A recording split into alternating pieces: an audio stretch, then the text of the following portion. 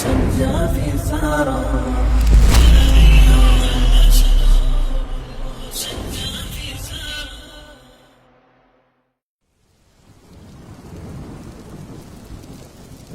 ولقد بعثنا في كل أمة رسولا أن اعبدوا الله واجتنبوا الطاغوت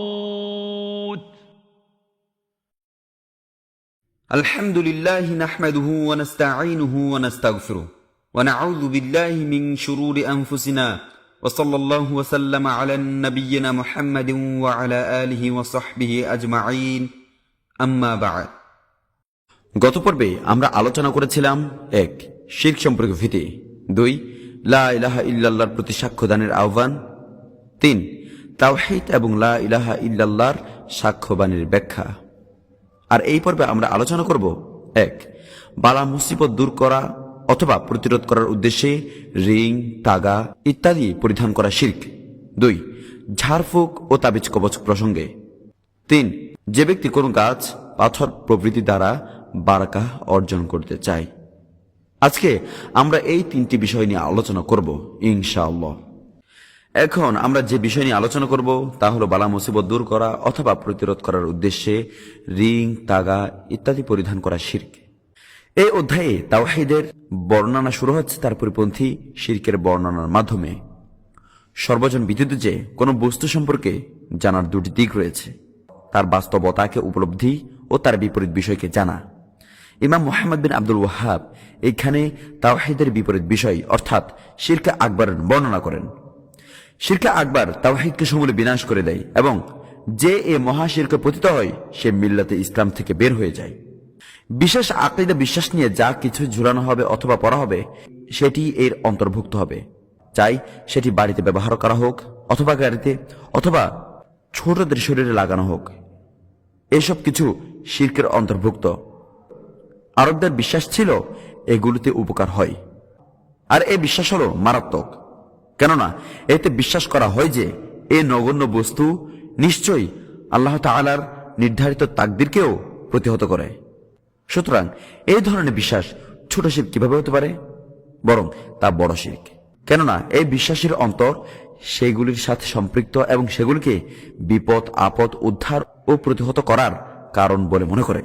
আল্লাহ সুবহানাহু ওয়া তাআলা বলেন, قل أفرأيتم ما تدعون من دون الله إن أرادني الله بضر هل هن كاشفات ضره أو أرادني برحمة هل هن ممسكات رحمته قل حسبي الله عليه يتوكل المتوكلون।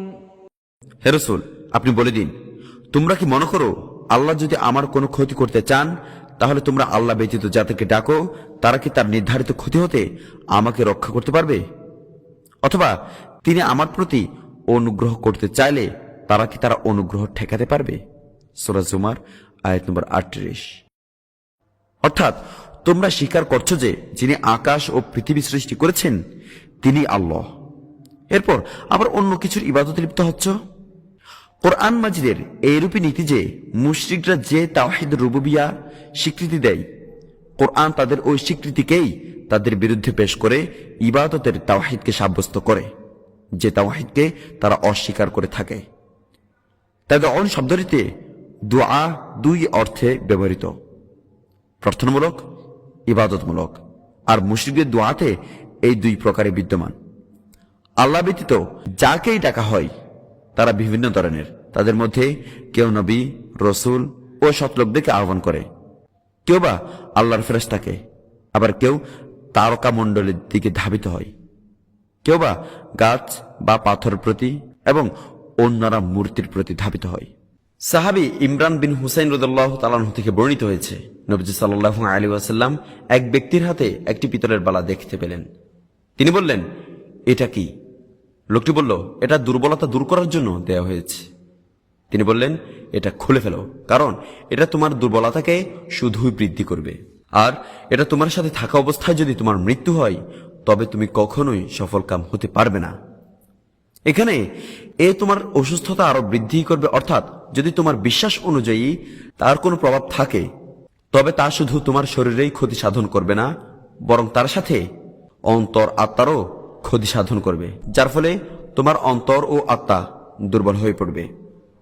এই হলো প্রত্যেক মুশরিকের অবস্থা, যে না বুঝার কারণে ছোট ক্ষতি থেকে বড় ক্ষতিতে নিমজ্জিত হয়ে থাকে, যদিও তার নির্বুদ্ধিতার কারণে তা উপকারী জ্ঞান করে থাকে। নবীজি সাল্লাল্লাহু আলাইহি ওয়াসাল্লামের বাণী হচ্ছে, যদি তোমার এই অবস্থায় মৃত্যু হয় তবে কোনো ক্রমে মুক্তি পরিত্রাণ পাবে না। যে পরিত্রাণকে অস্বীকার করা হয়েছে তা দুই প্রকারের হতে পারে। এক, পূর্ণ পরিত্রাণ, আর তা হচ্ছে জান্নাতে প্রবেশ এবং জাহান্নামের আগুন থেকে মুক্তি। আর এ পরিত্রাণ থেকে বঞ্চিত হচ্ছে যারা মহাশিরক করবে, অর্থাৎ এই ক্ষেত্রে এই বিশ্বাস করবে যে পিতলের বালা সুতা যা ঝুলানো হয় তা নিজে নিজেই উপকার সাধন করতে পারে। দুই, আংশিক পরিত্রাণ, যখন মানুষ ছোট শিরকে লিপ্ত হয়, অর্থাৎ ওই বস্তুকে মুক্তির কারণ গ্রহণ করা আল্লাহ যা কারণ সাব্যস্ত করেননি, এই জন্য তা ছোট শিরকের অন্তর্ভুক্ত। উকবা বিন আমির রাদিয়াল্লাহু তাআলা আনহু থেকে একটি মারফু হাদিসে বর্ণিত, রাসূলুল্লাহ সাল্লাল্লাহু আলাইহি ওয়াসাল্লাম তাবিজ ঝুলানো সম্পর্কে বর্ণনা করেছেন। যে ব্যক্তি তাবিজ ঝুলাই অথবা পরিধান করে আল্লাহ যেন তার আশা পূরণ না করেন। যে ব্যক্তি কড়ি, শঙ্খ বা শামুক ঝুলাই তাকে যেন আল্লাহ রক্ষা না করেন। মুসনাদ আহমদ ৪র্থ খণ্ড। চোখ লাগা অথবা ক্ষতি, হিংসা প্রবৃত্তি থেকে বাঁচার জন্য যা কিছু বুকে ঝুলানো হয় তাই তামিমা বা তাবিজ। তামিমা তাবিজ এর নামকরণ। এজন্য তামিমা বলা হয় যে এর দ্বারা বিশ্বাস করা হয় যে তা কৃতকার্য পূর্ণ করবে। সুতরাং নবী সাল্লাল্লাহু আলাইহি ওয়াসাল্লামও বদদুআ করেন যেন তার দ্বারা কিছু পূর্ণ না হয়।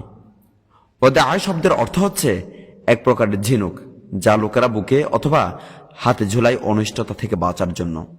এমন কর্মকারীদের জন্য রাসূলুল্লাহ সাল্লাল্লাহু আলাইহি ওয়াসাল্লাম বদদুআ করেন যেন আল্লাহ এমন ব্যক্তিকে আরাম, শান্তি ও স্থিরতায় থাকতে না দেন, কেননা সে আল্লাহর সাথে শরীক করেছে। অপর একটি বর্ণনা রয়েছে, মান তাআল্লাকা তামিমাতান ফাকাদ আশরাক, যে ব্যক্তি তাবিজ ঝুলালো সেই শিরক করল। মুসনাদ আহমদ। ইবনে আবি হাতেম হুজাইফা থেকে বর্ণনা করেছেন, জ্বর নিরাময়ের জন্য হাতে সুতা বা তাগা পরিহিত অবস্থায় তিনি একজন লোককে দেখতে পেয়ে তিনি সেই সুতা কেটে ফেললেন এবং কোরআনের এই আয়াতটি তিলাওয়াত করলেন। অধিকাংশ মানুষ আল্লাহর প্রতি বিশ্বাস স্থাপন করা সত্ত্বেও মুশরিক। সূরা ইউসুফ আয়াত নম্বর 106। হাদিসে বর্ণিত মিনাল হুম্মা, অর্থাৎ যে ব্যক্তি জ্বর দূর করার জন্য সুতা ঝুলিয়েছিল অথবা তাপ প্রতিহত করার জন্য, অতঃপর তিনি তা কেটে দেন, তার কেটে দেওয়া প্রমাণ করে যে তা বড় অন্যায়। অতএব তা থেকে বাধা দেওয়া ও কেটে ফেলা জরুরি। এতে প্রমাণিত হয় যে শুধু তাওহীদ রুবুবিয়্যার স্বীকৃতি দিলেই মুক্তি পাওয়া যাবে না, বরং ইবাদত বন্দেগীর ক্ষেত্রেও তাওহীদ প্রতিষ্ঠা করতে হবে। এই আয়াতটি হল মহাশিরকের দলিল। লেখক বলেন, সাহাবী রাদিয়াল্লাহু তাআলা আনহু মহাশিরকের ব্যাপারে অবতীর্ণ আয়াতসমূহের দ্বারা ছোট শিরক উদ্দেশ্য করে থাকেন। এই অধ্যায় থেকে আমরা যে বিষয়গুলো শিখলাম: ১. রিং, সুতা ইত্যাদি রোগ নিরাময়ের উদ্দেশ্যে পরিধান করার ব্যাপারে অধিক কঠোরতা। ২. এক্ষেত্রে অজ্ঞতার অজুহাত গ্রহণযোগ্য নয়। ৩. এটি তোমার দুর্বলতা ছাড়া আর কিছুই বৃদ্ধি করবে না। এ কথা দ্বারা এটাই প্রমাণিত হয় যে রোগ নিরাময়ের উদ্দেশ্যে রিং বা সুতা পরিধান করার মধ্যে কোনো কল্যাণ নেই, বরং অকল্যাণ রয়েছে। ৪. এ কথা সুস্পষ্ট যে যে ব্যক্তি রোগ নিরাময়ের জন্য কোনো কিছু রিং, সুতা ইত্যাদি শরীরে লটকাবে তার কুফল তার উপরই বর্তাবে। ৫. এ কথাও সুস্পষ্ট যে যে ব্যক্তি রোগ নিরাময়ের উদ্দেশ্যে তাবিজ ব্যবহার করল সে মূলত শিরক করল। ৬. জ্বর নিরাময়ের জন্য সুতা পরিধান করাও শিরকের অন্তর্ভুক্ত। ৭. নজর বা চোখ লাগা থেকে আরোগ্য লাভ করার জন্য শামুক, কড়ি, শঙ্খ ইত্যাদি লটকানো বা পরিধান করাও শিরকের অন্তর্ভুক্ত। এখন আমরা আলোচনা করব ঝাড়ফুঁক ও তাবিজ কবচ প্রসঙ্গে। এ অধ্যায়ে ঝাড়ফুঁকের বিধান বর্ণনা করা হয়েছে। ঝাড়ফুঁক হচ্ছে এমন সব দোয়া যা পরে ফুঁক দেওয়া হয়। কোনটি শরীরে ক্রিয়া করে, আবার কোনটি রুহে ক্রিয়া করে। কোনটি জায়েজ, আবার কোনটি শিরক। শিরক মুক্ত ঝাড়ফুঁক জায়েজ। নবীজি সাল্লাল্লাহু আলাইহি ওয়াসাল্লাম বলেন, যে ঝাড়ফুঁকে শিরক নেই তাতে কোনো দোষ নেই। শিরকযুক্ত ঝাড়ফুঁকে আল্লাহ ছাড়া অন্যের নিকট আশ্রয় চাওয়া হয় অথবা ফরিয়াদ করা হয়, অথবা তাতে থাকে কোনো শয়তানের নাম, অথবা এই ধরনের বিশ্বাস রাখা হয় যে খোদ ঝাড়ফুঁকি ক্রিয়া করবে। তখন এই ধরনের ঝাড়ফুঁক নাজায়েজ হবে ও তা শিরকি ঝাড়ফুঁকের অন্তর্ভুক্ত হবে। আবু বাসির আনসারী রাদিয়াল্লাহু তাআলা আনহু থেকে সহিহ হাদিসে বর্ণিত, তিনি একবার রাসূলুল্লাহ সাল্লাল্লাহু আলাইহি ওয়াসাল্লাম এর সফর সঙ্গী ছিলেন।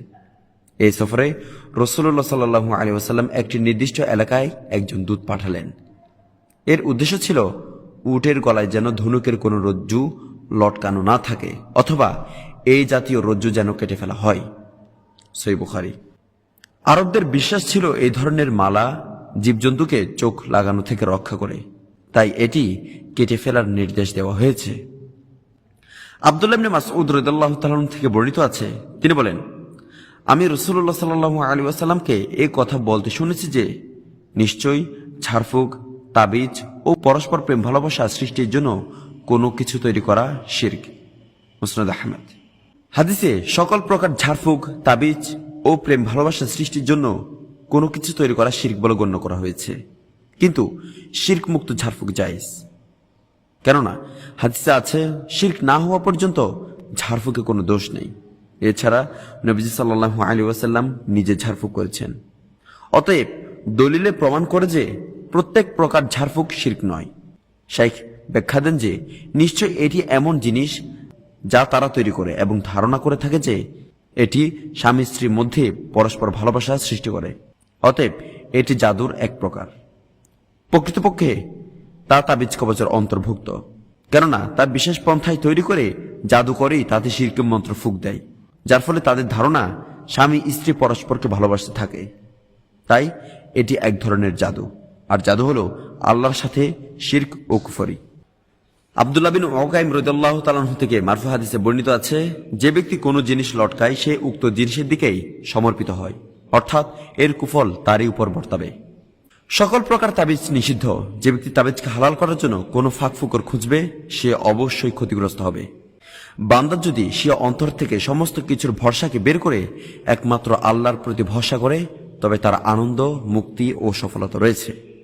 তামাইম বা তাবিজ হচ্ছে এমন জিনিস যা চোখ লাগা বা দৃষ্টি লাগা থেকে রক্ষা পাওয়ার জন্য সন্তানদের গায়ে ঝোলানো হয়। ঝুলন্ত জিনিসটি যদি কোরআনের অংশ হয়, তাহলে সালাফে সালেহিনের কেউ কেউ এর অনুমতি দিয়েছেন, আবার কেউ কেউ অনুমতি দেননি, বরং এটাকে শরিয়াত কর্তৃক নিষিদ্ধ বিষয় বলে গণ্য করতেন। ইবনে মাসউদ রাদিয়াল্লাহু তাআলা আনহু এই অভিমতের পক্ষে রয়েছেন। দলিল দ্বারা প্রমাণ রয়েছে যে সকল প্রকার তাবিজই নিষিদ্ধ, তবে যে ব্যক্তি কোরআনের কোনো অংশ ঝুলালো সে শিরক লিপ্ত নয়, কেননা সেগুলো আল্লাহরই গুণের সিফাতের অংশ, অর্থাৎ আল্লাহর কালাম ঝুলিয়েছে। সুতরাং সে তার অনিষ্ট প্রতিরোধের জন্য কোনো মাখলুককে আল্লাহর সাথে শরিক করেনি। যেসব ঝাড়ফুঁক শিরকমুক্ত তার দলিলের মাধ্যমে খাস করা হয়েছে। তাই রাসূলুল্লাহ সাল্লাল্লাহু আলাইহি ওয়াসাল্লাম চোখে দৃষ্টি লাগা এবং সাপ বিচ্ছুর বিষের ব্যাপারে ঝাড়ফুঁকের অনুমতি দিয়েছেন। তাওয়াল্লাহ এমন জিনিস যা কবিরাজদের বানানো। তারা দাবি করে যে এই জিনিস দ্বারা স্ত্রীর অন্তরে স্বামীর ভালোবাসা এবং স্বামীর অন্তরে স্ত্রীর ভালোবাসার উদ্রেক হয়। সাহাবী রুয়াইফি রাদিয়াল্লাহু তাআলা আনহু থেকে ইমাম আহমদ বর্ণনা করেন, রাসূলুল্লাহ সাল্লাল্লাহু আলাইহি ওয়াসাল্লাম আমাকে উদ্দেশ্য করে বললেন, হে রুয়াইফি, তোমার হায়াত সম্ভবত দীর্ঘ হবে। তুমি লোকজনকে জানিয়ে দিও, যে ব্যক্তি দাড়িতে গিরা দিবে, অথবা গলায় তাবিজ কবচ ঝুলাবে, অথবা পশুর মল কিংবা হাড় দ্বারা ইস্তিনজা করবে, মুহাম্মদ সাল্লাল্লাহু আলাইহি ওয়াসাল্লাম তার জিনমাতারি থেকে সম্পূর্ণ মুক্ত। মুসনাদ আহমদ, সুনানে ইবনে মাজাহ। নিছক মালা ব্যবহার নিষিদ্ধ নয়, বরং যে মালা অনিষ্টতা দূর করতে পারে বলে বিশ্বাস করা হয় সেটি শিরক বিধায় নিষিদ্ধ। মুহাম্মদ সাল্লাল্লাহু আলাইহি ওয়াসাল্লাম তার থেকে মুক্ত বাক্যটি প্রমাণ করছে যে উক্ত কাজটি কবিরা গুনাহের অন্তর্ভুক্ত। সাঈদ বিন জুবাইর রাদিয়াল্লাহু তাআলা থেকে বর্ণিত, তিনি বলেন, যে ব্যক্তি কোনো মানুষের তাবিজ কবজ ছিঁড়ে ফেলবে বা কেটে ফেলবে, সে ব্যক্তি একটি গোলাম আজাদ করার মতো কাজ করল। এতে তাবিজ কেটে ফেলার ফজিলত বর্ণনা করা হয়েছে, কেননা তাবিজ ঝোলানো বা বাধা আল্লাহর সাথে ছোট শিরকের অন্তর্ভুক্ত। আর ছোট শিরকের ব্যাপারে হুঁশিয়ারি এসেছে যে সে জাহান্নামে যাবে। সুতরাং যে ব্যক্তি অন্যের গলা থেকে তাবিজ কাটল, সে যেন তার গলাকে জাহান্নামের আগুন থেকে মুক্ত করল, কেননা এই জঘন্য কাজের জন্য সে জাহান্নামের আগুনের উপযুক্ত হয়ে গিয়েছিল। তাই সে তাবিজ কেটে তার গলাকে জাহান্নাম থেকে মুক্ত করে দিল। অতএব তাকেও অনুরূপ প্রতিদান দিবে, তার গলাকেও জাহান্নামের আগুন থেকে মুক্ত করা হবে। আমল যে ধরনের, সওয়াবও সে ধরনের। অর্থাৎ যে ব্যক্তি মুসলমানের গলাকে জাহান্নামের আগুন থেকে মুক্ত করবে, সে একটি গোলাম আজাদের সওয়াব পাবে। ইব্রাহিম ওয়াকি বর্ণিত হাদিসে তিনি বলেন, সাহাবায়ে কিরাম সব ধরনের তাবিজ অপছন্দ করতেন, চাই তার উৎস কোরআন হোক বা অন্য কিছু হোক। অর্থাৎ ইবনে মাসউদ রাদিয়াল্লাহু তাআলা আনহু এর সঙ্গীগণ সকল প্রকার তাবিজকে অপছন্দ করতেন। এই অধ্যায় থেকে আমরা যে বিষয়গুলো শিখলাম: 1. ঝাড়ফুঁক ও তাবিজ কবচের ব্যাখ্যা। 2. কোনো পার্থক্য ছাড়াই শরীয়তসম্মত নয় এমন ঝাড়ফুঁক, তাবিজ ও তাগা উপরোক্ত 3টি শিরকের অন্তর্ভুক্ত। 3. সত্যবাণী বা কোরআনের সাহায্যে দৃষ্টি লাগা বা সাপ বিচ্ছুর বিষ নিরাময়ের জন্য ঝাড়ফুঁক করা শিরকের অন্তর্ভুক্ত নয়, বরং তা সুন্নাহ। 4. তাবিজ কবচ কোরআন থেকে হলে তা শিরক হওয়া বা না হওয়ার ব্যাপারে আলিমদের মতভেদ রয়েছে। 5. চোখ লাগা থেকে জীবজন্তুকে রক্ষা করার জন্য রশি বা অন্য কিছু ঝুলানো শিরকের অন্তর্ভুক্ত। 6. যে ব্যক্তি ধনুকের রজ্জু গলায় ঝুলায় তার উপর কঠিন অভিসম্পাত।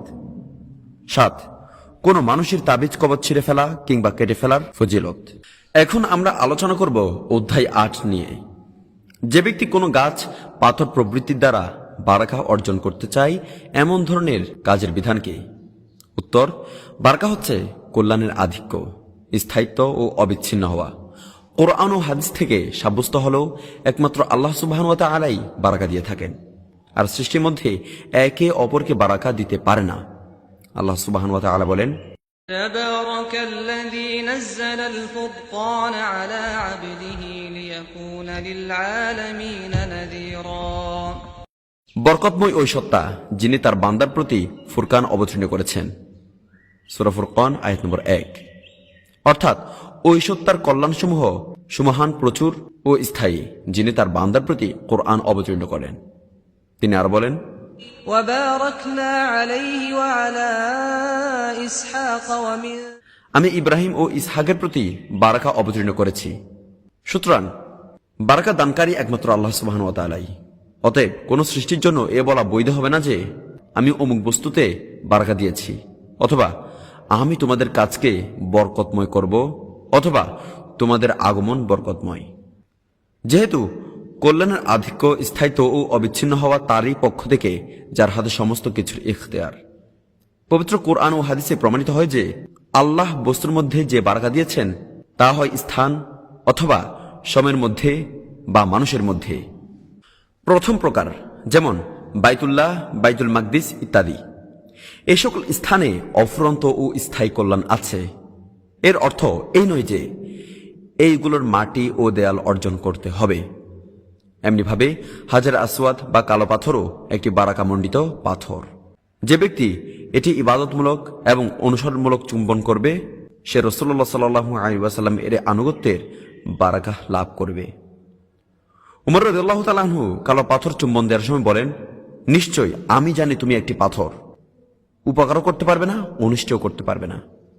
অপরদিকে স্থানের বরকতের উদাহরণ হল রমজান মাস ও আল্লাহর মহিমান্বিত কতগুলি দিবস। এই সকল দিন ও স্থানের নিজস্ব কোনো বারাকা নেই, বরং বারাকা আছে এগুলোর ইবাদত, বন্দেগী ও ফজিলতে, যা অন্য কোনো সময়ে নেই। দ্বিতীয় প্রকার, মানুষের মধ্যে বারাকা। আল্লাহ তাআলা নবী ও রসুলগণের ব্যক্তিসত্তায় বারাকা নিহিত করেছেন, অর্থাৎ তাদের দেহ বারাকামণ্ডিত। হাদিসে রয়েছে, সাহাবায়ে কেরাম নবী সাল্লাল্লাহু আলাইহি ওয়াসাল্লামের থুতু ও চুল থেকে বারাকা নিতেন। এটি শুধু নবীদের জন্য খাস। সাহাবীদের ক্ষেত্রে এমন কোন দলিল পাওয়া যায়নি যে তাদের থেকে মুসলমানরা বারাকা নিতেন। সাহাবী ও তাবেঈগণ খলিফা থেকে এই ধরনের কোনো বারাকা নিতেন না। এমনকি নবীর পর সর্বশ্রেষ্ঠ ব্যক্তি আবু বকর রাদিয়াল্লাহু তাআলা আনহু থেকেও অন্য কোন সাহাবীরা বারাকা নিতেন না। অতএব তাদের থেকে বারাকা নেওয়ার ধরন হলো আমলের বারাকা, সত্তার বারাকা নয়, যে বারাকা নবীজি সাল্লাল্লাহু আলাইহি ওয়াসাল্লাম থেকে নেওয়া হতো। অতএব আমরা বলবো প্রত্যেক মুসলমানেরই বারাকা রয়েছে, কিন্তু তা সত্তার বারাকা নয়, বরং তাদের আমলের বারাকা, তাদের ইসলাম, ঈমান, ইয়াকিন ও নবীর অনুসরণের বারাকা। তবে তাদের স্পর্শ করে, তাদের উচ্ছিষ্ট গ্রহণ করে বারাকা গ্রহণ করা নাজাইজ। মুশরিকদের রয়েছে বারাকা গ্রহণের বহুমুখী পন্থা, যা সবগুলি শিরকি পন্থা। গাছপালা, পাথর, কবর অথবা বিভিন্ন স্থান থেকে বারাকা গ্রহণ মহাশিরকের অন্তর্ভুক্ত। তাদের বিশ্বাস, যদি স্পর্শ বা সেখানে গড়াগড়ি দেওয়া বা সেগুলোর সাথে জড়াজড়ি করা হয়, তবে তা আল্লাহর নিকট তার জন্য মধ্যস্থতা করবে। আল্লাহ সুবহানাহু ওয়া তাআলা বলেন, ألا لله الدين الخالص والذين اتخذوا من دونه أولياء ما نعبدهم إلا ليقربونا إلى الله زلفى। যারা আল্লাহ ব্যতীত অন্যকে বন্ধুরূপে গ্রহণ করেছে, তারা বলে, আমরা তাদের ইবাদত শুধু এই জন্যই করি যে তারা আমাদেরকে আল্লাহর নিকট পৌঁছে দিবে। আর এই উক্ত বারাকা গ্রহণ ছোট শিরকের অন্তর্ভুক্ত। মনে করুন, যদি কেউ কবরের মাটি এই উদ্দেশ্য গ্রহণ করে বা ছিটায়, যে নিশ্চয়ই তা বারাকাময়। অতএব যদি তার শরীরে মাখে, তবে তার শরীরও নিশ্চয় তার কারণে বারাকাময় হবে, তবে তা ছোট শিরক হবে। কেননা শরিয়ত যাকে বারাকার কারণ সাব্যস্ত করেনি, সে তা কারণ হিসেবে গ্রহণ করেছে। গাছ, পাথর, কবর অথবা কোন স্থানের মাধ্যমে বারাকা অর্জন করা বড় শিরক। আল্লাহ সুবহানাহু ওয়া তাআলা বলেন, أفرأيتم اللات والعزى। তোমরা কি লাত ও উজ্জা সম্পর্কে ভেবে দেখেছ? আর তৃতীয় আরেকটি মানাত সম্পর্কে? সূরা নাজম আয়াত নম্বর 19-20। লাত হচ্ছে একটি সাদা পাথর, যা তায়েফবাসীর নিকট ছিল। নবী সাল্লাল্লাহু আলাইহি ওয়াসাল্লামের নির্দেশে ওটি ধ্বংস করে দেওয়া হয়। উজ্জা হল মক্কা ও তায়েফের মধ্যবর্তী স্থানের একটি গাছ, যেখানে সৌধ নির্মাণ করা হয়। মক্কা বিজয়ের পর এটি কেটে ফেলা হয়। এখানে ছিল একজন মহিলা জ্যোতিষী, যে মানুষকে বিভ্রান্ত করার জন্য জিন হাজির করত।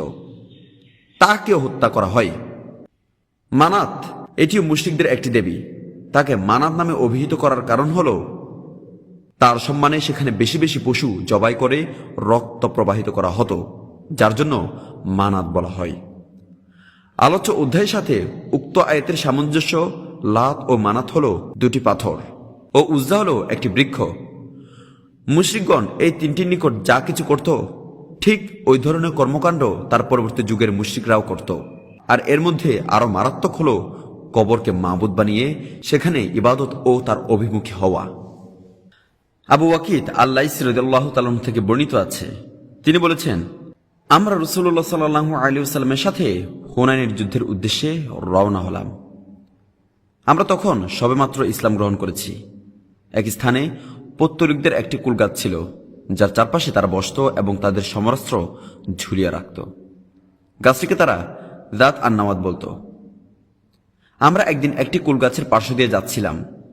তখন আমরা রাসূলুল্লাহ সাল্লাল্লাহু আলাইহি ওয়াসাল্লামকে বললাম, ইয়া রাসূলুল্লাহ, মুশরিকদের যেমন জাত আন-নাওয়াত আছে, আমাদের জন্য অনুরূপ একটি গাছ নির্ধারণ করে দিন। তখন আল্লাহ রাসূল বললেন, আল্লাহু আকবার, তোমাদের এই দাবিটি পূর্ববর্তী লোকদের রীতিনীতি ছাড়া আর কিছুই নয়। সে সত্তার শপথ করে বলছি, যার হাতে আমার জীবন, তোমরা এমন কথাই বলছো যা বনী ইসরাইল মূসা আলাইহিস সালামকে বলেছিল। তারা বলেছিল, হে মূসা, মুশরিকদের যেমন মাবুদ আছে, আমাদের জন্য তেমন মাবুদ বানিয়ে দাও। মূসা আলাইহিস সালাম বললেন, তোমরা মূর্খের মতো কথাবার্তা বলছো। সূরা আল-আরাফ আয়াত নম্বর 138। সাহাবায়ে কেরাম ধারণা করেছিল যে নিশ্চয় এটি শিরকের অন্তর্ভুক্ত হবে না এবং কালিমায়ে তাওহীদের দ্বারা ওই কর্মের নাকচ হয় না। এজন্য উলামায়ে কেরাম বলেন, কখনো কখনো কতিপয় বিশিষ্ট ব্যক্তিদের নিকটও কিছু কিছু শিরকের বিষয় গোপন থেকে যায়। যেমন সাহাবায়ে কেরামের মধ্যে কতিপয় আরবি ভাষায় পণ্ডিত ছিলেন, যারা মক্কা বিজয়ের পর ইসলামে দীক্ষিত হন তাদের নিকটও ইবাদতে তাওহীদের এইসব প্রকার অস্পষ্ট ছিল। তারা যেহেতু শুধু মৌখিকভাবে চেয়েছিলেন, কার্য বাস্তবায়ন করেননি, তাই তাদের এ কথা ছোট শিরকের অন্তর্ভুক্ত ছিল। কেননা তাদের এ চাওয়াতে গায়রুল্লাহর সাথে সম্পর্কের বহিঃপ্রকাশ ঘটে। এই কারণেই নবীজি সাল্লাল্লাহু আলাইহি ওয়াসাল্লাম তাদেরকে নতুন করে ইসলাম গ্রহণ করতে বলেননি। এর মাধ্যম ও কথা স্পষ্ট হয়ে যায় যে মহাশিরকে মুশরিকগণ নিমজ্জিত ছিল তা শুধু যাতে আন্নাওয়াত থেকে বারকা নেওয়া পর্যন্ত সীমাবদ্ধ ছিল না, বরং সেখানে সম্মান প্রদর্শন, সেখানে অবস্থান ও ইতিকাফ এবং অস্ত্র ঝুলিয়ে বারাকা গ্রহণও অন্তর্ভুক্ত ছিল। বর্তমান যুগের কবর মাজার পূজারী ও নানা কুসংস্কারবাদীদের কৃতকর্ম লক্ষ্য করলে দেখা যাবে যে পূর্বের যুগের কাফির ও মুশরিকগণ লাত, উজ্জা ও যাতে আন্নাওয়াতে যা যা করত এবং তাদের ক্ষেত্রে যে বিশ্বাস রাখত, বর্তমানের এরা কবর মাজারেও ঠিক ওই ধরনের কর্ম আঞ্জাম দিয়ে থাকে। বরং কবর মাজারের লোহার গ্রিলগুলোর প্রতিও অনুরূপ বিশ্বাস রাখে। যেসব দেশে শিরক ছড়িয়ে রয়েছে সেখানের বিভিন্ন আস্থানে দেখা যায় যে লোকেরা মাজারের দেয়াল বা লোহার জানালাগুলোকে যখন স্পর্শ করে তখন তারা মনে করে যে তারা যেন দাফনকৃত ব্যক্তিকেই স্পর্শ করছে। এর একটাই উদ্দেশ্য হলো সে তাদের জন্য মধ্যস্থতা করবে। আর এই ধরনের বিশ্বাস হলো আল্লাহর সাথে মহাশিরক। কেননা সে উপকার গ্রহণ ও অনিষ্ট প্রতিরোধের জন্য আল্লাহকে বাদ দিয়ে অন্যের সাথে আত্মিক সম্পর্ক গড়েছে। যেমন পূর্বের লোকেরা বলেছিল, আমরা তো তাদের ইবাদত শুধু এই জন্যই করি যে তারা আমাদেরকে আল্লাহর নিকট করে দিবে। সূরা জুমার আয়াত নম্বর 3। এই অধ্যায় থেকে আমরা যে বিষয়গুলো শিখলাম: 1. সাহাবীদের কাঙ্ক্ষিত বিষয়টির পরিচয়। 2. প্রকৃত প্রস্তাবে সাহাবীগণ শিরক করেননি। 3.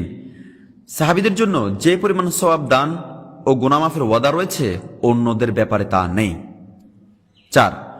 সবচেয়ে গুরুত্বপূর্ণ বিষয় হচ্ছে উদ্দেশ্য। এখানে এই কথাও জানিয়ে দেওয়া হয়েছে যে সাহাবীদের দাবি মূলত বনি ইসরায়েলের মাবুদ বানিয়ে দেওয়ার দাবিরই অনুরূপ ছিল। 5. রাসূলুল্লাহ সাল্লাল্লাহু আলাইহি ওয়াসাল্লাম কর্তৃক না সূচক জবাবের মধ্যেই তাদের জন্য লা ইলাহা ইল্লাল্লাহর মর্মার্থ অত্যন্ত সূক্ষ্মভাবে নিহিত আছে। রাসূলুল্লাহ সাল্লাল্লাহু আলাইহি ওয়াসাল্লাম বিষয়টির উপর কসম করে এটার অধিক গুরুত্ব প্রকাশ করেছেন, আর তিনি কোনো বিশেষ কল্যাণ ব্যতীত কসম করতেন না। 7. আমরা কুফরি জামানার খুব কাছাকাছি ছিলাম, অর্থাৎ আমরা সবেমাত্র মুসলমান হয়েছি। এ কথার দ্বারা বোঝা যায় যে অন্যান্য সাহাবা ইকরাম এই ব্যাপারে অজ্ঞ ছিলেন না। 8. আশ্চর্যজনক ব্যাপারে যারা আল্লাহু আকবার বলা পছন্দ করে না, এটা তাদের বিরুদ্ধে একটা দলিল। 9. জাহেলি যুগের লোকদের সাথে নিজেদের সামঞ্জস্যশীল করার নিষেধাজ্ঞা। 10. শিক্ষা দেওয়ার সময় প্রয়োজন বোধে রাগান্বিত হওয়া। 11. মুশরিকদের রীতিনীতির মতো আহলে কিতাবের রীতিনীতিও দোষণীয়। ইনশাআল্লাহ পরবর্তী পর্বে আমরা এই 3টি বিষয় নিয়ে বিস্তারিত আলোচনা করব। 1. আল্লাহ ছাড়া অন্যের নামে জবাই করা। 2. যে স্থানে গয়রুল্লাহর উদ্দেশ্যে পশু জবাই করা হয় সেই স্থানে আল্লাহর উদ্দেশ্যে জবাই করা শরীয়তসম্মত নয়। 3. আল্লাহ ব্যতীত অন্য কারোর উদ্দেশ্যে মানত করা শিরক। আল্লাহ সুবহানাহু ওয়া তাআলা আমাদের অন্তরকে হিদায়াতের উপর স্থির রাখুন এবং সত্য গ্রহণ করার শক্তি দান করুন। ওয়া আখিরু দাওয়ানা আলহামদুলিল্লাহি রাব্বিল আলামিন ওয়া সাল্লাল্লাহু আলা নাবিয়িনা মুহাম্মাদিন ওয়া আলা আলিহি ওয়া সাহবিহি আজমাইন।